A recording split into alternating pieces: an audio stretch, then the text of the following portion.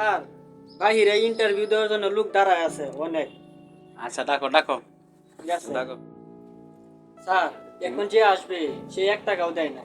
একটা কথা নাই, না, আমি তারে টাকার কথা বলছিলাম, সে আরো পুলিশের ভয় দেখা। এত বড় সাহস। দাঁড়াও, হ্যাঁ ওরা আসতে বলো। ওরা ঠিক ব্যাপার আছে, ঠিক করতেছে। আমি ডাকছি। এই 11 নাম্বার মামুন সাহেব, আপনি এদিকে আসেন। আসসালামু আলাইকুম স্যার। ওয়ালাইকুম আসসালাম। বসো। বসুন, ফাইলটা দেন আমার কাছে।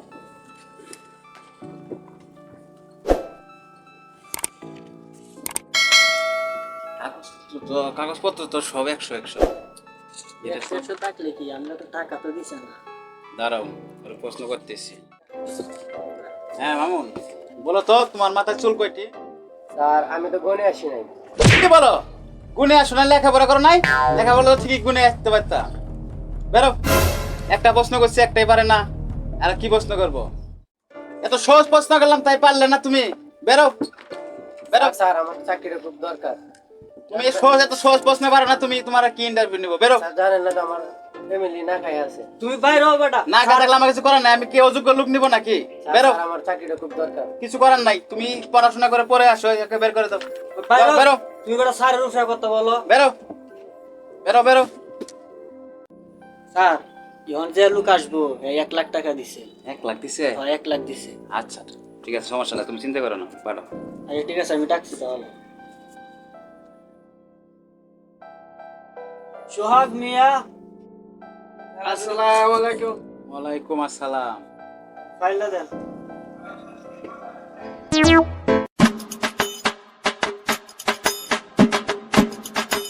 বসো বসো। আচ্ছা, তোমার দুটা প্রশ্ন করেছে, উত্তর দিতে পারো, তোমার চাকরি কনফার্ম। ঠিক আছে স্যার বলেন। আচ্ছা বলো তো, বাংলাদেশের জাতীয় মাছের নাম কি? পাঙ্গাস। গুড, ভেরি গুড, অনেক ভালো উত্তর দিয়েছো। আচ্ছা আরেকটা বলি, হ্যাঁ? বলেন স্যার। আচ্ছা, জাতীয় ফল কি? আম। Very good. এরপরে সত্যি। ওরে কাল থেকে চাকরিতে জয়েন দিয়ে দাও। ঠিক আছে স্যার, আপনি সাইন দিয়ে দিন তাহলে। আচ্ছা ঠিক আছে। তারপরে কি নেক্সট ডাক দেব? হ্যাঁ ডাক দাও। ঠিক আছে, এই ধরেন আপনার কালকে জয় আসবে। স্যার, এখন যে আসবে সেই 1 টাকাও দেয়নি। 1 টাকা দিয়েছে না? আমি কি তাকে ডাক দিব? কোম্পানির রুলস হিসেবে তো সবার ইন্টারভিউ নেওয়া দরকার। ডাক দাও। তাহলে ঠিক আছে, আমি ডাক দিচ্ছি। ঠিক আছে ডাক দাও। এই প্রিন্স মুমিনুর। ওয়ালাইকুম আসসালাম। বসো। আপনার ফাইলটা দেন।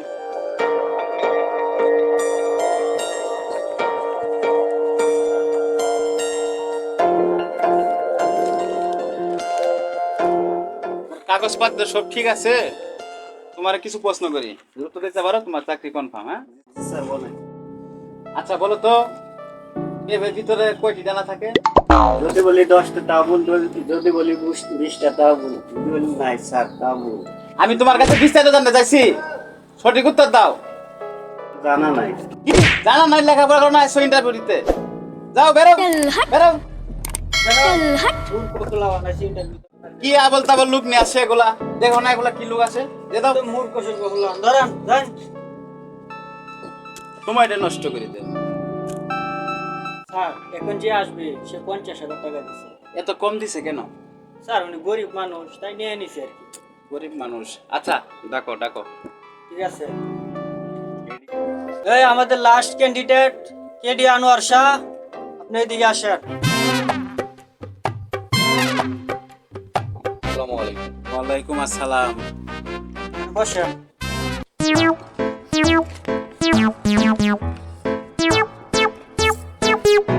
তোমার রেজাল্ট তো অনেক ভালো। আর তোমার দুটো প্রশ্ন করি, যদি উত্তর দিতে পারো তোমার চাকরি কনফার্ম। হ্যাঁ ইয়েস স্যার।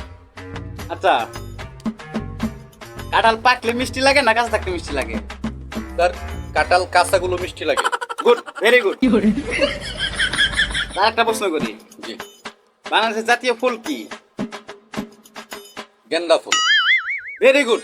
এরকম ছেলে তো আমাদের কোম্পানির জন্য দরকার। শাইন, অবশ্যই। ওরে কালকে থেকে জয়েন দিয়ে দাও, আর স্যালারি বিষয়ে ওকে বলে দিয়ে দিও। হ্যাঁ ঠিক আছে, আপনি সাইন দিয়ে দেন। কালকে জয়েন দিতে পার, কিন্তু ঠিক আছে স্যার। আমাদের ইমার্জেন্সি লোক লাগে। এখন আসতে পারেন, কালকে আপনার জয়। কাল থেকে সময় মতো ডিউটি করো কিন্তু। Thank you. ঠিক আছে, আসসালামু আলাইকুম। ওয়ালাইকুম আসসালাম। স্যার, এই যে ঘুষ খায়া যে পেটটা বানাইতেছে, এটা কি ঠিক হইতাছে? ঠিক ঠিক চিন্তা কি আমাদের আমাদের দরকার টাকা, আমরা টাকা পাইছি, লোক নিছি, এটা কোম্পানি চললে চলুক, না চললে না চলুক। বুঝছো? চলবো কি করে? এই যে টাকা নিয়ে যে ভাঙ্গাচোরা লোক নিতেছে, কোম্পানি তো চলবো না। কোম্পানি চিন্তায় আম করলে কি ঘুষ খাইতাম বেড়া, বুঝো না কেন? আমি যা কতগুলো টাকা পাইছি জানো? আমরা যদি কোম্পানির সাথে কাজ করতাম তাহলে কি আমার কি অবস্থা থাকতো? না স্যার, নিজের স্বার্থ কাজ করা লাগে কিছু কিছু ক্ষেত্রে। কয় লাখ টাকা পাইছি হিসাব আছে তোমার? এটা তো অনেক টাকা পাইতাছি। চলো আজকের ইন্টারভিউ নেওয়া শেষ। ঠিক আছে স্যার। চলো।